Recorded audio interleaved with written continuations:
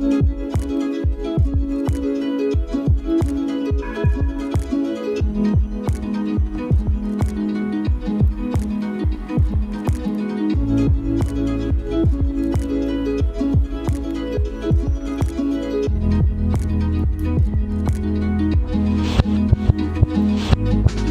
was all starting again at the moment that Amsterdam was a little bit dull and dark in winter time, and then first works of art were introduced into the canal, and that was about 7-8 years ago.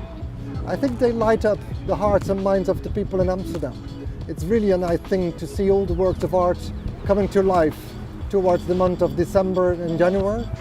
I think what's new this year in the festival is the way you can approach the works of art.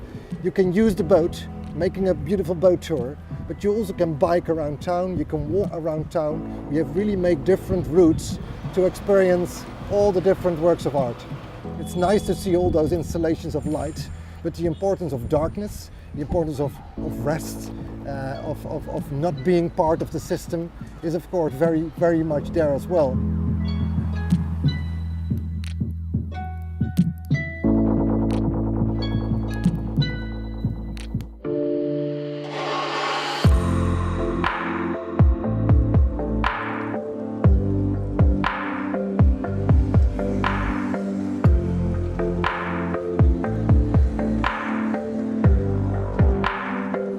It's been quite a long process actually. I had the idea a whole year ago now.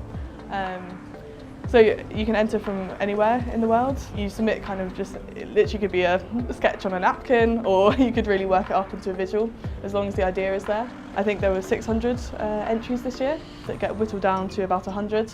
And then from that, then they go through the next round of judging, and then they pick the final pieces to light up the city. A couple kind of not talking on their phones, and then a girl or a guy. So initially there were 4 figures on the bench for the first idea. We removed one of them so that it becomes more interactive with the public. And it was kind of easiest, I guess. I modelled one on me so I could take photos of me sat 360 to send off to the sculptor. And then 2 other colleagues at Design Bridge, where I work, they were based on them. And I think they've captured them quite well. Well, the sculpture arrived on Monday and we had a slight issue with the transport, so sadly it got damaged along the way. It arrived with 2 broken hands and a cracked ankle, and the bench was a bit damaged, but we worked through it, and the guys from Amsterdam Light Festival have been amazing to help. And we finally fixed it last night. It's an important aspect and part of our lives, but I think it's taken people away from the reality. Like, people go to gigs and film through their phones rather than actually enjoying it and spectating through their eyes. So I'd just like people to kind of stop and take a second to reconnect with the people around them as opposed to their phones. We had a lot of people just coming over being like, oh wow, oh, that looks like my son, or we had 2 old men that came along and sat down in between, and it's just been really funny to kind of see everyone's reaction to it, because everyone just gets it, everyone can relate to it.